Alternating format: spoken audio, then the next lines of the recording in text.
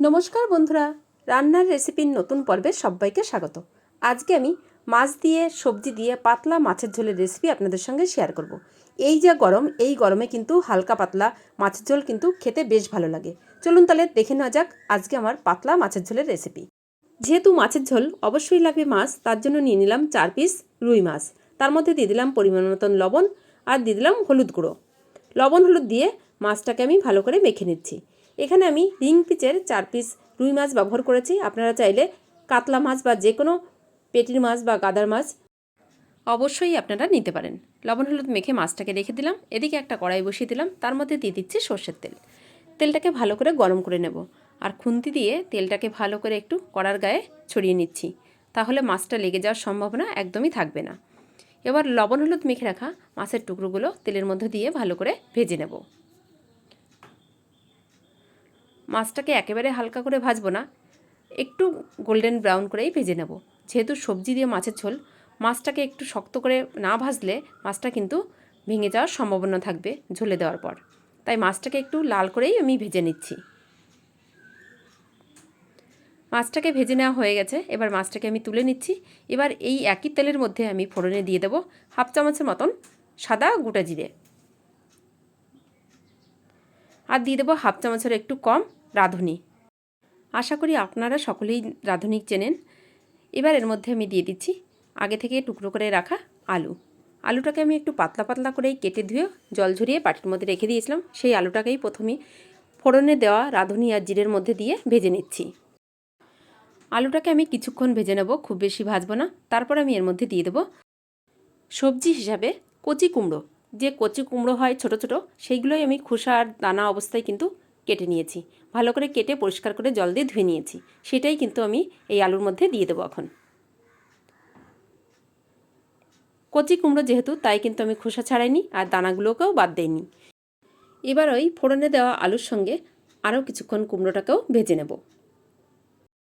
আমি এখানে আলু আর কাঁচা কুমড়ো দিয়ে মাছের ঝোলটা তৈরি করছি। আপনারা যে কোনো সবজি দিয়ে আলু দিয়ে এই মাছের ঝোল পাতলাভাবে রান্না করতে পারেন। এবার দিয়ে দিচ্ছি স্বাদ মতন লবণ। লবণ দিয়েও কিছুক্ষণ নাড়াচাড়া করে নিলাম। লবণটাকে ভালোভাবে মিশে গেলে আলু আর কুমড়োর মধ্যে তারপরে কিন্তু এর মধ্যে দিয়ে দিচ্ছি অল্প পরিমাণে হলুদ গুঁড়ো। এবার হলুদটাকেও ভালো করে কুমড়ো আর আলুর সঙ্গে মিশিয়ে নিচ্ছি। আরও কিছুক্ষণ এইভাবে ভেজে নেব।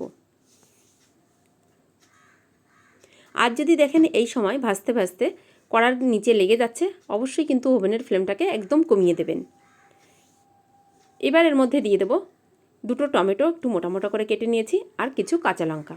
কাঁচা লঙ্কাটাকে আমি চিড়ে দিলাম, আপনারা চাইলে একটু থেতো করেও দিতে পারেন। আর ঝালটা আপনাদের পছন্দ মতন দেবেন।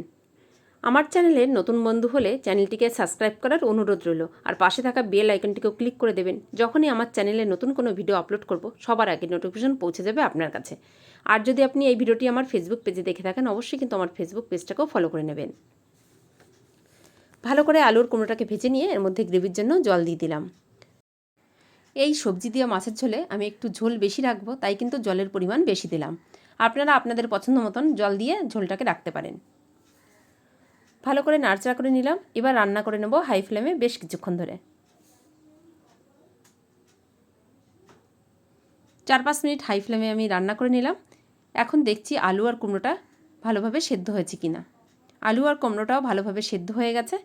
এই পর্যায়ে আমি এর মধ্যে দিয়ে দেবো আগে থেকে ভেজে রাখা রুই মাছের পিসগুলো।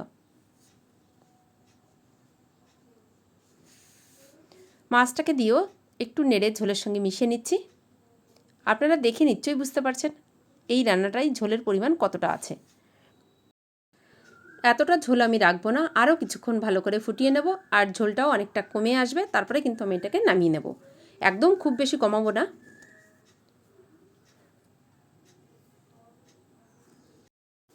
এবার ওই মাছের ঝোলের মধ্যে দিয়ে দেবো 1 চামচ ভাজা মশলা।